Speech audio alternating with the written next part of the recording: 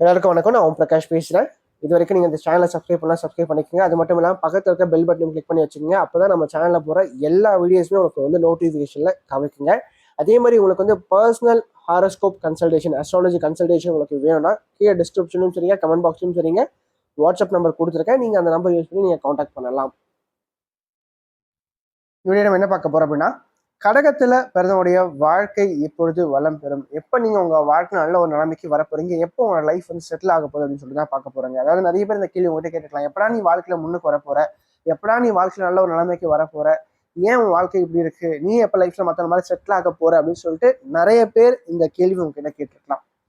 So அந்த வகையில பார்க்கும்போது ஜோதிடப்படி கடக லக்னத்துல பிறந்தவங்களுக்கு அல்லது கடகத்துல பிறந்தவங்களுக்கு வந்து பாத்தீங்கன்னா, உங்க வாழ்க்கையில எப்ப நீங்க முன்னுக்கு வருவீங்க, எப்ப நீங்க வாழ்க்கையில ஜெயிச்சு காமிப்பீங்க அப்படின்னு சொல்லிட்டு நம்ம பார்க்க போறோம். சரிங்களா? கடகராசி அதிபதி யாருன்னு பாத்தீங்கன்னா சந்திரன். கடகராசி நட்சத்திரம் அப்படின்னு பாத்தீங்கன்னா புனர்பூசம் 4ஆம் பாதமும், பூசம் 4 அட்சர பாதங்களையும், ஆயில்யம் 4 அட்சர பாதங்களையும் கொண்டுள்ள ஒரு ராசி தாங்க இந்த கடகராசி. கடகத்துல பிறந்தவங்களுக்கு வந்து பாத்தீங்கன்னா எப்ப உங்களோட வாழ்க்கையில முன்னுக்கு வருவீங்க அப்படின்னு சொல்லிட்டு பார்க்கலாம். முதல்ல வந்து பாத்தீங்கன்னா, ஒரு ஜாதகத்துல நல்லது நடக்கணும் சரி, கெட்டது நடக்கணும் சரி, அதை தீர்மானிக்கின்றது தசாபுக்திகள் மட்டுமே. சரிங்களா? ஜாதகம் எப்படிப்பட்ட தன்மையில இருந்தாலும் சரிங்க, எவ்வளவு வலுவான தன்மையில இருந்தாலும் சரிங்க, நன்மை தீமை இரண்டுமே வந்து தீர்மானிக்கின்றது தசாபுக்திகள் மட்டுமே. அந்த வகையில பார்க்கும்போது ஒரு ஜாதகத்துல பாத்தீங்கன்னா மொத்தம் 9 கிரகங்கள் இருக்கு. ஒரு மனிதனுடைய ஆயுட்காலம் மொத்தம் 120 ஆண்டுகளை நம்முடைய ஞானிகள் பிரிச்சு கொடுத்துருக்காங்க. அதில் வந்து பாத்தீங்கன்னா அந்த 120 ஆண்டுகளை 9 கிரகங்களுக்கும் சரி சமம் இல்லாத தசை வருடங்களா கொடுத்துருக்காங்க பிரிச்சு. அது சில குறிப்பிட்ட கிரகங்கள் சில குறிப்பிட்ட ஆண்டுகள் தசை நடத்தும். ஃபார் எக்ஸாம்பிளுக்கு குரு தசை 16 வருஷம், ராகு தசை 18 வருஷம், சனி தசை 19 வருஷம், சுக்கர தசை 20 வருஷம். சரிங்களா? அந்த மாதிரி ஒரு ஒரு கிரகத்துக்கும் சில குறிப்பிட்ட வருட காலங்களை நம்ம ஞானிகள் வந்து கொடுத்துருக்காங்க. அந்த வகையில சில குறிப்பிட்ட ஆண்டுகள் அந்த மனிதன் அந்த கிரகத்தினுடைய ஆளுமையின் கீழே வருவான். அதுதான் தசாபுக்தி அப்படின்னு சொல்ல சொல்லுவோம். சரிங்களா? அதுல வந்து பாத்தீங்கன்னா நல்ல, அதாவது உங்க லக்னத்துக்கு யோகாதிபதிகள்னு சொல்லிட்டு சில கிரகங்கள் இருக்கும். யோகம் செய்யாம அவயோகம் செய்கின்ற சில கிரகங்களும் இருக்கும். அதுல யோகம் செய்கின்ற கிரகங்களுடைய தசைகள் வந்து குறிப்பிட்ட ஒரு வயதுல வரும்போது அவன் கொடுத்து வச்சுவேன். அதே மாதிரி ஒரு ஜாதகத்துல 9 கிரகங்களும் வலுவா இருக்கணும்னு சொல்லிட்டு அவசியமே கிடையாது, 9 கிரகங்களும் பலமா இருக்கணும்னு சொல்லிட்டு அவசியமே கிடையாது. ஒரு 2 அல்லது 3 கிரகங்கள் வலுவா இருந்து, அல்லது வந்து ஓரளவுக்கு நட்பு நிலைமையில இருந்தோ, அல்லது சுப கிரகங்களுடைய பார்வையில இருந்தோ, அந்த கிரகத்தினுடைய தசைகள் ஒரு குறிப்பிட்ட ஒரு வயதுல உங்களுக்கு வந்துடுச்சுன்னா, ஃபார் எக்ஸாம்பிள் 20ல இருந்து 50 வயதுக்குள்ள ஒரு மனிதன் வந்து வாழ்க்கையில செட்டில் ஆகக்கூடிய ஒரு பருவம். அந்த காலகட்டங்கள்ல நான் இந்த 2 அல்லது 3 கிரகங்களுடைய தசைகள் வந்துருச்சுன்னா கண்டிப்பா நீங்க கொடுத்து வச்சவர் தான். சரிங்களா? எப்படிதான் நீங்க வாழ்க்கையில ஜெயிச்சிருவீங்க. ஸோ அந்த வகையில பார்க்கும்போது கடகத்துல பிறந்தவங்களுக்கு யார் யார் நன்மைகளை வாரி வழங்குவாங்க, நன்மைகள் செய்வாங்க அப்படின்னு சொல்லிட்டு பார்க்க போறோம். ஃபர்ஸ்ட் முதல் தர யோகாதிபதி யார் அப்படின்னு பார்க்கும்போது கடகத்துல பிறந்தவங்களுக்கு செவ்வாய் தசை தான். செவ்வாய் தசை மாதிரி கொடுக்கிற தசை வேற எதுவுமே கிடையாது. கடகத்துல பிறந்தவங்களுக்கு செவ்வாய் தசை 5க்கும் 10க்கும் ஆதிபத்தியம் பெற்றவர் இந்த செவ்வாய். கடக லக்னத்துல பிறந்தவங்களுக்கு செவ்வாய் எப்படி, நான் பார்த்த ஜாதகங்களும் சரி மூல நூலையும் சரி இதான் சொல்லியிருக்காங்க, எப்படிப்பட்ட சூழ்நிலை இருந்தாலும் சரிங்க, செவ்வாய் வந்து பலமிழந்த தன்மையில லக்னத்துல நீச்சமா இருந்தாலும் கூட செவ்வாய் தசை யோகத்தை செய்யும். ஏதோ ஒரு வகையில வாழ்க்கையில ஏற்றத்தை செவ்வாய் கொடுத்துருவார். 5க்கும் 10க்கும் ஆதிபத்தியம் பெற்றவர். சரிங்களா? ரொம்ப ரேரா ஒரு சில ஜாதகத்துல மட்டுமே கொஞ்சம் கடுமையான பாதிப்புகளுக்கு உள்ளாகும் போது மட்டுமே செவ்வாய் கெடுப்பார். மற்றபடி 198% பேருக்கு செவ்வாய் தசை யோகத்தை கண்டிப்பா உறுதியா செய்யும். எப்படி செய்யும்? முதல்ல செவ்வாய் வந்து 5ஆம் அதிபதி, அதிர்ஷ்டத்தை கொடுப்பார், சந்தோஷத்தை கொடுப்பார், மகிழ்ச்சியை கொடுப்பார், நல்ல குழந்தை பாக்கியத்தை கொடுப்பார். இந்த செவ்வாய் நல்ல தொழில் அமைப்புகளை கொடுப்பார், நல்ல ஒரு உத்தியோகத்தை கொடுப்பார், வேலையால் முன்னேற்றம், தன்னுடைய சொந்த காலில் நின்று முயற்சி பண்ணி வாழ்க்கையில முன்னுக்கு வர்றது, அதே மாதிரி சொந்த தொழில் செய்து அதுல ஒரு ஏற்றம் காண்கிறது, தொழில் ரீதியாக ஒரு முன்னேற்றம், தொழிலால் ஒரு ஏற்றம், 1க்கு 2 மாடி வீடு கட்டுறது, அல்லது 1க்கு 2 லேண்டு வாங்கி போடுறது, ரியல் எஸ்டேட் சம்பந்தப்பட்ட துறையில நல்ல ஒரு நிலைமைக்கு வர்றது, அது மட்டும் இல்லாம அதிர்ஷ்டத்தின் மூலமாக ஒரு ஏற்றத்தை பார்க்கறது, பூமியால் லாபம், நெருப்பால் லாபம், சிவப்பு நிறம் சம்பந்தப்பட்ட பொருட்களால் லாபத்தை செவ்வாய் கொடுப்பார். அதே மாதிரி செவ்வாய் சம்பந்தப்பட்ட இந்த யூனிஃபார்ம் சர்வீஸ், அப்புறம் வந்து பார்த்தீங்கன்னா மருத்துவம் சம்பந்தப்பட்ட துறை, அதே மாதிரி வந்து பார்த்தீங்கன்னா இன்ஜினியரிங் சம்பந்தப்பட்ட சிவில் சம்பந்தப்பட்ட துறையில நல்ல ஒரு நிலைமைக்கு இந்த செவ்வாய் வந்து அந்த ஜாதகனை கொண்டு வருவார். செவ்வாய் தசை 7 வருஷம், 7 ஆண்டுகளும் ஒரு பொற்காலமா கண்டிப்பா உங்களோட வாழ்க்கையில இருக்கும். நல்ல ஒரு ஏற்றத்தை வாழ்க்கையில நீங்க பார்ப்பீங்க அப்படின்னே சொல்லலாம். சரிங்களா? அதே மாதிரி நல்ல குழந்தை அமைப்புல செவ்வாய் கொடுப்பார். சரிங்களா. குழந்தைகளால ஒரு ஏற்றத்தை கொடுப்பார். பூர்வீக சொத்துக்கள் சம்பந்தப்பட்ட பிரச்சனைகள் தீரும் செவ்வாய் தசை வரும்போது. சொத்து பிரச்சனை தீரும்.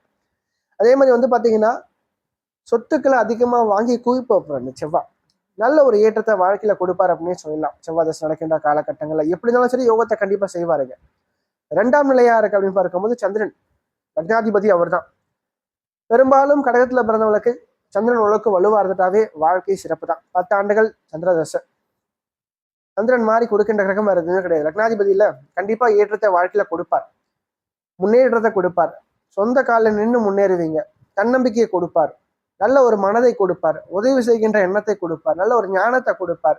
நல்ல குடும்ப வாழ்க்கை அமைச்சு கொடுப்பார். நல்ல தாயாரை கொடுப்பார். தாயாரால் ஒரு முன்னேற்றத்தை கொடுப்பார். தாய் வர்க்கத்தால் சில நன்மையான விஷயங்களை கொடுப்பார் இந்த சந்திரன். சந்திரன் வந்து பெரும்பாலும் ஒரு தேய்பிரையில பஞ்சமிக்கு கீழே போகக்கூடாது. அதே மாதிரி சனி, ராகு, கேது இவங்களோட சேராம இருக்கும். ராகுவும் சனியும் சந்திரனும் சேர்ந்துட்டா பிரச்சனை தான். அதே மாதிரி கேதுவும் சந்திரனும் சேர்ந்துட்டா மன ரீதியான பிரச்சனை ஜாதகரை சந்திக்கிறார் அனுபவத்துல. சரிங்களா. ஏன்னா சந்திரன் மனோகாரகன். சரிங்களா. அப்ப வந்து மனம் அப்படின்ற ஒரு விஷயம் வந்து அங்க தடுமாறும். நிலையான முடிவு எடுக்க மாட்டாங்க. தெளிவில்லாம சுத்திட்டு இருப்பாங்க. பெரும்பாலும் கடகத்துல பிறந்தவர்களுக்கு சந்திரன் பலமா இருக்கணும் ஓரளவுக்காச்சும். அப்படி பலம் இல்லாம போயிட்டாவே மனசு ஸ்திரமா இருக்காது. முடிவுகளை மாத்திக்கிட்டே இருப்பாங்க. ஸ்திரமா ஒரு தொழிலையும் சரி, ஒரு வாழ்க்கையிலையும் சரி, ஒரு குடும்பத்திலையும் சரி இருக்க மாட்டாங்க. சரிங்களா. மனசு குரங்கு மாதிரி அலப்பாஞ்சிட்டே இருக்கும். சந்திரன் ஓரளவுக்கு வலுவா இருக்கும் போது சந்திரதசை நல்ல ஒரு ஏற்றத்தை தொழில் ரீதியாகவும் சரிங்க, குடும்ப வாழ்க்கையிலும் சரிங்க நிச்சயமா செய்யும். அதுக்கடுத்து 3ஆம் நிலையா சூரியன் வருவார். 2ஆம் அதிபதி. சரிங்களா. இந்த சூரியனும் சந்திரனும் மிகவும், அதாவது ஒரு கடகத்துல பிறந்தளவுக்கு சந்திரனும் சரி சூரியனும் சரி நல்ல ஒரு ஏற்றத்தை வாழ்க்கையில கொடுப்பாங்க. அதனால சூரிய தசை 6 வருஷம். சூரிய தசை நல்ல ஒரு ஏற்றம், நல்ல ஒரு செல்வாக்கை கொடுக்கும். அரசாங்கத்தால் ஆதாயத்தை கொடுக்கும். அரசு வழியில ஏற்றத்தை கொடுக்கும். அரசாங்கம் வழியில உயர் பதவிகளை கொடுக்கும். அரசு துறையில மக்கள் சம்பந்தப்பட்ட துறையில் இருக்கக்கூடியவர்களுக்கு சூரிய தசை நடக்கின்ற காலகட்டங்களை நல்ல ஒரு ஏற்றத்தை கொடுப்பார்.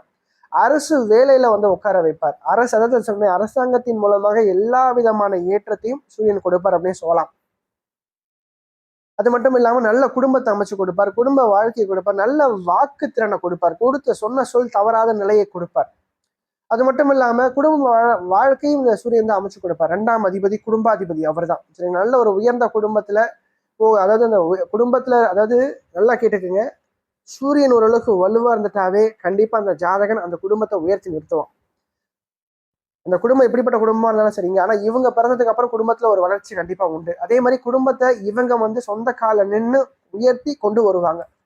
சமுதாயத்துல ஒரு பெயர் புகழ் அந்தஸ்தை சூரியன் கொடுப்பார். ஏற்றத்தை கொடுப்பார். மகிழ்ச்சியை கொடுப்பார். நல்ல வருமானத்தை கொடுப்பார். தொழில் செய்யறவனுக்கு தொழிலுக்கு லாபத்தை அந்த சூரிய தசை கண்டிப்பா கொடுக்கும்.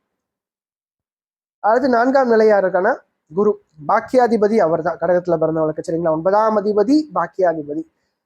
அதே மாதிரி அவர் 6ஆம் அதிபதியாகவும் வருவார். அதாவது பெரும்பாலும் கடகத்துல பிறந்தவளுக்கு குரு வந்து 6ஆம் இடத்தோடு தொடர்பு கொள்ளாம 9ஆம் இடத்தோடு தொடர்பு கொள்றது சிறப்பு. ஏன்னா 6ஆம் அதிபதி, அதாவது நல்லா கேட்டுங்க, 10ஆம் இடத்துல இருக்கும்போது 6ஆம் இடத்தை பார்ப்பார். அதே மாதிரி 12ஆம் இடத்துல இருக்கும்போது 6ஆம் இடத்தை பார்ப்பார். 2ஆம் இடத்துல இருக்கும்போது 6ஆம் இடத்தை பார்ப்பார். இந்த மாதிரி 6ஆம் இடத்தை தொடர்பு கொள்ளக்கூடாது. அதே மாதிரி 6ஆம் இடத்துலயும் அவர் உட்காரக்கூடாது. பெரும்பாலும் 9ஆம் இடத்தோடு தொடர்பு கொள்றது சிறப்பு. ஃபார் எக்ஸாம்பிளுக்கு கடகத்துல பிறந்தவளுக்கு 5ஆம் இடமான விருச்சிகத்திலேயோ, அல்லது வந்து பாத்தீங்கன்னா 3ஆம் இடமான கன்னியிலேயோ, அல்லது லக்னத்திலேயே உச்சமாயோ, அல்லது 9ஆம் இடத்துலயே அமர்கின்ற தன்மையில பெரும்பாலும் குருதசை நல்ல ஒரு ஏற்றத்தை கொடுக்குது. எப்படி கொடுக்குது? சமுதாயத்துல ஒரு மகிழ்ச்சியும் சந்தோஷத்தையும் அந்தஸ்தையும் கௌரவத்தையும் கொடுக்கும். நல்ல குழந்தைகளை கொடுக்கும். மரியாதையை கொடுக்கும். நல்ல எண்ணங்களை கொடுக்கும். உதவி செய்கின்ற குணத்தையும் இந்த குரு கொடுப்பார். அது மட்டும் இல்லாம ஒரு 4 பேர் வராங்கன்னா அவங்க பாருப்பா நல்ல மனுஷன்பா அவர் அப்படின்ற ஒரு பேரை வாங்கி கொடுப்பார் அந்த குரு பகவான் அப்படின்னு சொல்லலாம். அதே மாதிரி குரு சம்பந்தப்பட்ட ஆன்மீகம் சம்பந்தப்பட்ட, அதே மாதிரி ஆசிரியர் சம்பந்தப்பட்ட ப்ரொஃபஸர், ஆசிரியர், டீச்சர் எல்லாமே குருவோட ஆதிக்கத்திற்கு வந்துருவாங்க. அதே மாதிரி ஜுவல்லரி ஷாப், தங்க நகைகள் சார்ந்த விஷயங்கள் ஒரு ஏற்றத்தை கொடுப்பார். மேலும் கடகத்துல பிறந்தவங்களுக்கு குரு எந்த அளவுக்கு வலுவா இருக்காரோ அந்த அளவுக்கு அவங்க வீட்டுல தங்க நகைகள் அதிகமா இருக்கும். குருவுடைய வலுவை வச்சு நம்ம ஈஸியா சொல்லலாம் அவங்க கிட்ட எவ்வளவு தங்கம் இருக்குன்னு சொல்லிட்டு. அந்த அளவுக்கு குரு வழுக்க வழுக்க தங்க நகைகள் வீட்டுல அதிகமா சேர்த்து வைப்பாங்க. அதே மாதிரி ஆடம்பரமா வாழ்க்கையை வந்து வாழ வைப்பார். சரிங்களா. அது மட்டும் இல்லாம வாங்குற சம்பளமும் சரி, உழைக்கிற காசும் சரி, அதுல ஒரு குறிப்பிட்ட தொகையை வந்து மாசம் மாசம் எடுத்து இல்லாதவங்களுக்கு தூக்கி கொடுப்பாங்க. குரு ஓரளவுக்கு வலுத்துட்டாவே போதும். நன்மையான விஷயங்கள் ஏற்றத்தை கண்டிப்பா கொடுப்பார். குழந்தைகளால ஒரு முன்னேற்றம், குழந்தைகள் சார்ந்த வகையில் ஒரு ஏற்றத்தை கொடுப்பார். தொழில் ரீதியாக ஒரு முன்னேற்றத்தை கொடுப்பார். சொத்து சேர்க்கையை உண்டு பண்ணி கொடுப்பார். நல்ல ஒரு குடும்ப வாழ்க்கையை அமைச்சு கொடுப்பார். சகல விதமான பாக்கியங்களையும் அனுபவிப்பார். குறிப்பா பெண்களுக்கு பாத்தீங்கன்னா எல்லா நல்ல ஒரு கணவன் கிடைப்பாங்க, நல்ல ஒரு குழந்தை அமைப்புல குரு தசை கண்டிப்பா கொடுக்கும். குரு ஓரளவுக்கு நல்லா இருந்தாங்க. ஏன்னா பாக்கியாதிபதி ஒரு ஜாதகத்துல வலுத்துட்டாவே அந்த ஜாதகன் எல்லா விதமான பாக்கியங்களையும் அனுபவிப்பான். ஸோ அந்த வகையில பார்க்கும்போது இந்த செவ்வாய், சந்திரன், சூரியன், குரு உங்களுடைய தசைகள் ஓரளவுக்கு வலுவா இருந்து குறிப்பிட்ட வயதுல தசை வந்துச்சுன்னா கண்டிப்பா நீங்க வாழ்க்கையில கொடுத்து வச்சவங்க தான் உங்களுக்கு எல்லா விதமான ஏற்றங்களும் வாழ்க்கையில் நடக்கும். ஓரளவுக்கு இந்த கிரகங்கள் ஓரளவுக்கு உங்க ஜாதகத்துல வலுவா இருந்தாலே போதுங்க. மற்ற கிரகங்கள் எப்படி இருந்தாலும் சரி, கவலைப்படாதீங்க. இந்த கிரகங்கள் மட்டும் ஓரளவுக்கு வலுவா இருந்த தசை குறிப்பிட்ட வயதுல தசை வந்துச்சுன்னா கண்டிப்பா நீங்க கொடுத்து வச்சவர் தான்.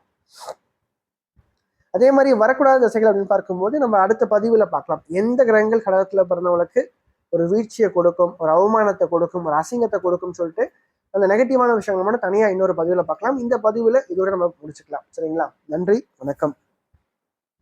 இந்த வீடியோ உங்களுக்கு பிடிச்சிருந்தா லைக் பண்ணுங்க, ஷேர் பண்ணுங்க, கமெண்ட் பண்ணுங்க. உங்க ஃப்ரெண்ட்ஸ் எல்லாருக்கும் வந்து இந்த வீடியோ வந்து ஷேர் பண்ணுங்க. ஏன்னா ஜோதிடம் அப்படின்றது ஒரு வாழ்க்கை கல்வி. கண்டிப்பா என்னுடைய வாழ்க்கையும் மாற்றக்கூடிய வகையில் இந்த வீடியோ வந்து கண்டிப்பா இருக்குங்க. அட்லீஸ்ட் ஏதோ ஒரு பாயிண்ட் ஆச்சும் கண்டிப்பா உங்களுக்கு வந்து ஒரு வாழ்க்கையில ஒரு மாற்றத்தை தருகின்ற வகையில கண்டிப்பா இருக்கும். சரிங்களா? இந்த வீடியோல. ஸோ அதனால கண்டிப்பா எல்லோருக்குமே ஒரு பயனுள்ள ஒரு பதிவா இந்த பதிவானது இருக்கும்னு நான் நம்புறேன். வீடியோ பிடிச்சிருந்தா லைக் பண்ணுங்க, பிடிக்கலாம் தாராளமா நீங்க டிஸ்லைக் பண்ணலாம். உங்க கருத்துக்கள் எதுவாயினும் அதை நீங்க கமெண்ட் பண்ணுங்க. கண்டிப்பா வந்து ஒரு மாற்றத்துக்கான ஒரு அமைப்பை நான் அதை எடுத்துக்கிறேன். நன்றி, வணக்கம்.